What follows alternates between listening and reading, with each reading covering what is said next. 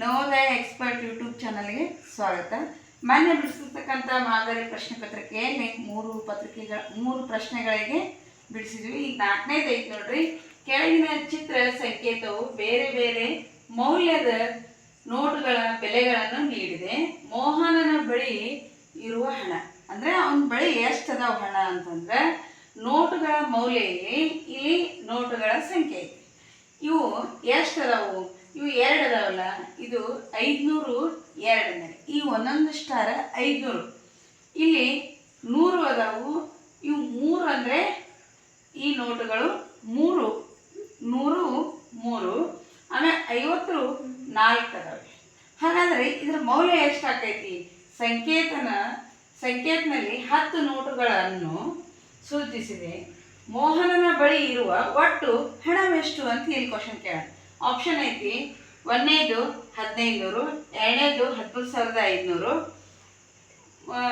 3ನೇದು 15,000, 4ನೇದು 14,000 ಐತಿ. ಇದರಲ್ಲಿ ಯಾವ್ದು ಆಗ್ತೈತಿ ಅನ್ನೋದು ಇಲ್ಲಿ ನೋಡ್ರಿ, ಇಲ್ಲಿ ಲೆಕ್ಕ ಮಾಡೀನಿ. ಇಲ್ಲಿ 500 × 20 = 10,000, 100 × 30 ಅಂದರೆ ಇಲ್ಲಿ ಇವು ಒಂದೊಂದು ಸ್ಟಾರ್ ಅಂದ್ರೆ 10 ನಂಗೆ. ಇವು 500 10 + 10 20 ಆಯಿತು. 500 × 20 = 10,000. ಇಲ್ಲಿ 100 ಐತಿ. 100 10 30 ಐತಿ. 100 30 ಅಂದರೆ 3,000 ಆಯಿತು. ಇಲ್ಲಿ 50 ಐತಿ. 50 4 ಅದಾವ. 50 × 40 4 ಅಂದರೆ 40. 50 × 40 ಅಂದರೆ 2,000 ಆಯಿತು. ಇದನ್ನು ನಾವು ಏನು ಮಾಡಬೇಕು ಅಂತಂದ್ರೆ ಒಟ್ಟು ಮಾಡಬೇಕು. ಒಟ್ಟು ಹಣ ಇಸ್ಕೊಟ್ಟು ಅಂದರೆ ಪ್ಲಸ್ ಮಾಡಬೇಕು. ಪ್ಲಸ್ ಮಾಡಿದಾಗ ಎಷ್ಟು ಬಂತು ಅಂದ್ರೆ 15,000.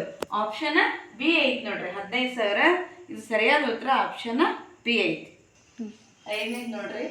ಯಾವುದೇ ಒಂದು ಸಂಖ್ಯೆಯಲ್ಲಿ 6ರ ಬಾಧ್ಯತೆಯನ್ನು ಅಂದರೆ ಆ ಸಂಖ್ಯೆಯ ಹೊಂದುವುದಾದರೆ ಆ ಸಂಖ್ಯೆ ಯಾವ ಸಂಖ್ಯೆಗಳ ಬಾಧ್ಯತೆಯನ್ನು ಹೊಂದಬೇಕು ಅಂದರೆ, ಫಾರ್ ಎಕ್ಸಾಂಪಲ್ ನಾವು 6ಅನ್ನು 2ರಿಂದ ಭಾಗಾಕಾರ ಮಾಡಿದಾಗ 2 3 6 ಹೌದಾ?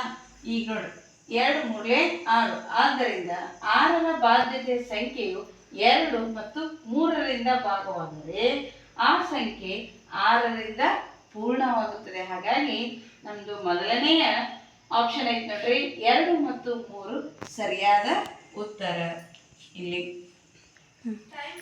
ನೋಡ್ರಿ, ಒಬ್ಬ ವ್ಯಕ್ತಿಯು 25% ಉಳಿತಾಯ ಮಾಡುತ್ತಾನೆ.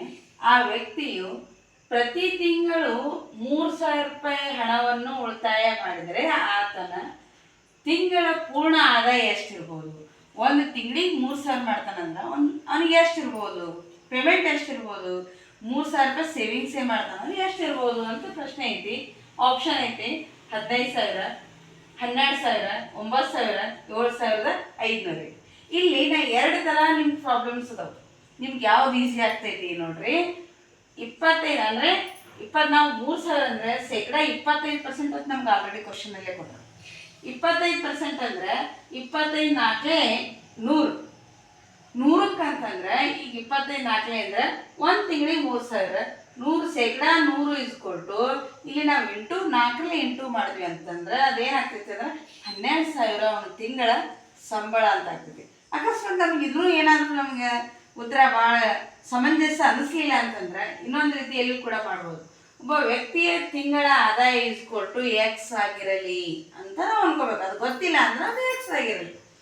ಅದೇ Xರ ಶೇಕಡ = 25, 3,000 ರೂಪಾಯಿ ಆಗ್ತೈತಿ. X × 25 / 100 ಅಂತ ಇಟ್ಕೋತೀವಿ = 3,000. X = 100 × 3,000 / 25. ಇದನ್ನು ನಾವು ಚೇಂಜ್ ಹೊಡೆದ್ವಿ ಅಂತಂದ್ರೆ 25 1 25 4 3,000 4 ಅಂದರೆ 12,000 ರೂಪಾಯಿ ಆಗ್ತೈತಿ. ನೋಡ್ರಿ 12,000 ರೂಪಾಯಿ ಆಪ್ಷನ್ ಅಲ್ಲಿ ಯಾವ್ದು ಐತಿ ಅಂತಂದ್ರೆ ಆಪ್ಷನ್ ಬಿ ಐತಿ. ನೋಡ್ರಿ, ನಿಮಗೆ ಇದರಲ್ಲಿ ಯಾವ್ದು ನಿಮಗೆ ಸರಳ ಅನ್ನಿಸ್ತೈತಿ? ಇದು ಅನ್ನಿಸ್ತೈತೋ ಅಥವಾ ಇದು ಅನ್ನಿಸ್ತೈತೋ? ಯಾವ್ದು ಸರಳ ಅನ್ನಿಸ್ತೈತಿ ಅದನ್ನ ನೀವು ಅರ್ಥ ಮಾಡ್ಕೊರಿ. ಆದರೂ ಇದಿಷ್ಟು ಆದ್ಮೇಲೂ ನಿಮ್ಗೆ ಅರ್ಥ ಆಗಲಿಲ್ಲ ಅಂತಂದ್ರೆ, ಏನಾದರೂ ಡೌಟ್ ಇದ್ದು ಅಂತಂದ್ರೆ ಕೆಳಗೆ ಕಮೆಂಟ್ನಲ್ಲಿ ಹಾಕಿ.